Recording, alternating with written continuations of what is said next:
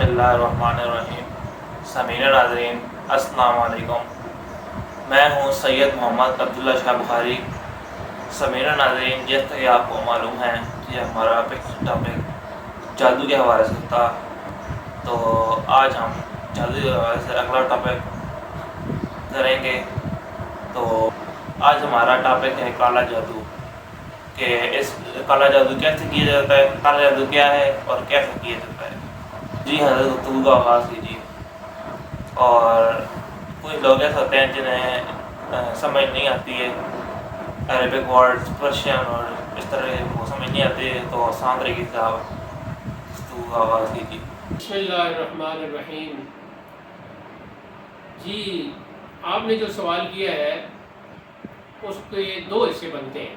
پہلا حصہ یہ بنتا ہے کہ جادو، کالا جادو کیا ہے، اور دوسرا اس کا حصہ یہ بنتا ہے کہ کالا جادو کیسے کیا جاتا ہے۔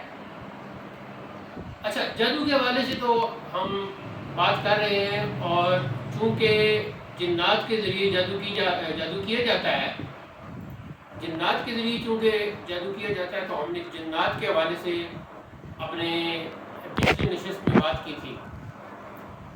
انشاءاللہ جنات کے حوالے سے بھی ہم آگے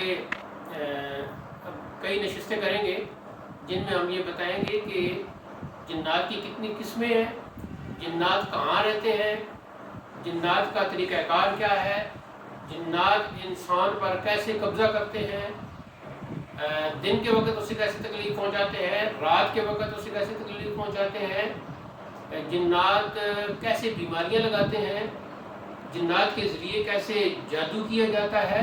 یہ ساری باتیں ہم آئندہ کی جو ہماری نشستیں ہیں اس میں ہم جنات کے حوالے سے باتیں کریں گے، اور ہم کوئی اوٹ پٹانگ باتیں نہیں کرتے، بلکہ ہم تحقیقی باتیں کرتے ہیں، ہم ریسرچ کرتے ہیں، اور جنات کے حوالے سے ہماری آئندہ جتنی بھی گفتگو ہوگی وہ ہم امام جلال الدین سیوطی اور اس طرح کے جو بڑے بڑے ائمہ ہیں ان کی کتب سے تحقیق کر کے آگے خدمت میں پیش کریں گے۔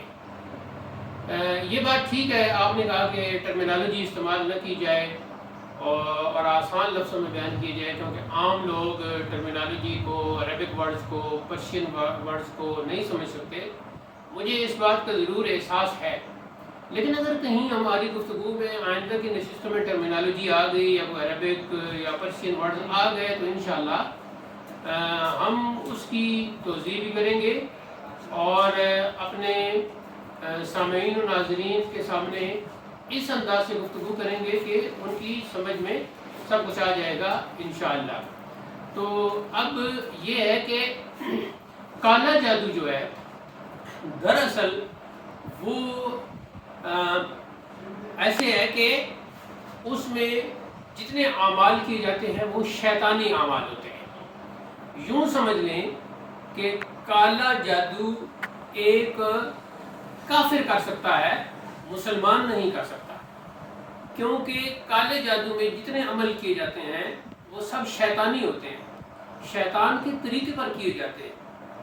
اور کالا جادو کرنے والا جب جادوگر بنتا ہے تو اس سے پہلے شیطان کی پوجا کروائی جاتی ہے، شیطان کی اس سے پوجا کروائی جاتی ہے، وہ شیطان کو اپنا خدا نعوذ باللہ مانتا ہے، شیطان کو اپنا مالک مانتا ہے، شیطان کو اپنا سب کچھ مان لیتا ہے، اور سب کے سامنے یہ اقرار کرتا ہے، اور پھر شیطان کے لیے وہ کوئی نہ کوئی قربانی دیتا ہے۔ قربانی کا لفظ تو نہیں استعمال کرنا چاہیے، لیکن سمجھانے کے لیے میں کہہ رہا ہوں، مثال کے طور پر وہ کوئی کالا بکرا ذبح کرے گا، یا کوئی یہاں تک بھی ہے کہ وہ کسی خوبصورت لڑکی کو، کسی خوبصورت لڑکے کو بھی شیطان کے لیے ذبح کر دیتے ہیں، ٹکڑے کر دیتے ہیں، اور اس قسم کی آپ کو سٹوریز فیس بک پر، یوٹیوب پر اور گوگل پر، نیٹ کی دنیا میں آپ کو مل جائیں گی، کتابوں میں بھی لکھی ہوئی اس طرح کی بہت سی سٹوریز موجود ہیں۔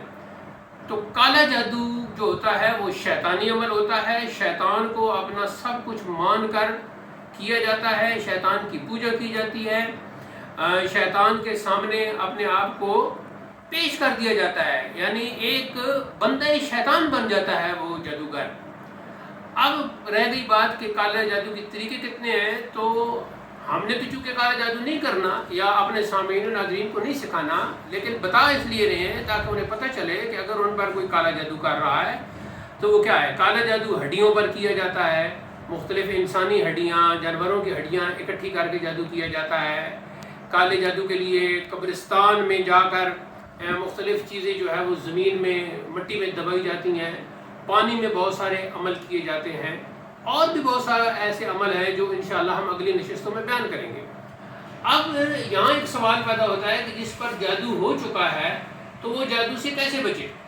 تو کچھ تو ایسے عمل ہوتے ہیں جو مشترک عمل ہوتے ہیں، جیسے قرآن مجید کی آخری 2 سورتیں یہ صبح و شام پڑھی جائیں تو جادو کے اثرات سے اللہ تعالیٰ محفوظ رکھتا ہے۔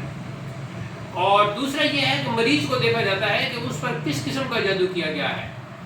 کچھ کالا جادو کرنے کا طریقہ یہ بھی کرتے ہیں کہ انسانی وہ مورت بنا لیتے ہیں کپڑے کی یا لکڑی کی اور اس میں کیلیں ٹھوک دیتے ہیں، تو اس کا مطلب یہ ہوتا ہے کہ جس بندے پر جادو کیا جا رہا ہے وہ مر جائے یا بیمار ہو جائے۔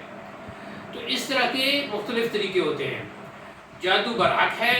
آج کل کے جو ملحدین ہیں، جو منکرین ہیں، جو جنات کو نہیں مانتے یا جادو کے اثرات کو نہیں مانتے، وہ جاہل ہیں، ان کی باتیں نہیں ماننی چاہیے، بلکہ جو علماء حق کئی صدیاں پہلے اپنی کتابوں میں تحقیقی باتیں لکھ چکے ہیں ان کو تسلیم کرنا چاہیے۔ جادو کا ذکر قرآن مجید میں ہے، اور کالے جادو پر، مصری جادو پر، بنگالی جادو پر بہت سی کتابیں ہیں، اور اس وقت مختلف علاقوں میں مختلف جادوگر پائے جاتے ہیں جو اللہ معاف کرے لوگوں کو تکلیف پہنچاتے ہیں۔ اب یہاں ایک سوال پیدا ہوتا ہے کہ اگر اللہ نہ چاہے تو کوئی بے شک جادو کرتا رہے تکلیف نہیں پہنچ سکتی، یہ ہمارا عقیدہ ہے، لیکن آزمائش بھی ہوتی ہے۔ جب بندہ اللہ کی نافرمانی کرتا ہے تو پھر اس پر آزمائش کا سلسلہ شروع ہو جاتا ہے۔ تو انشاءاللہ ہم اس ٹاپک پر آئندہ بھی گفتگو کریں گے۔ مجھے امید ہے کہ آپ نے یہ جو 2 سوال کیے ہیں ان کا جواب آپ کو مل گیا ہوگا، اور اگر آپ چاہتے ہیں کہ اسی نشست میں کوئی اور چھوٹا سوال کیا جائے تو آپ کر سکتے ہیں۔ جی حضرات، آج کے ٹاپک کے حساب سے آج کی یہ گفتگو کافی ہے۔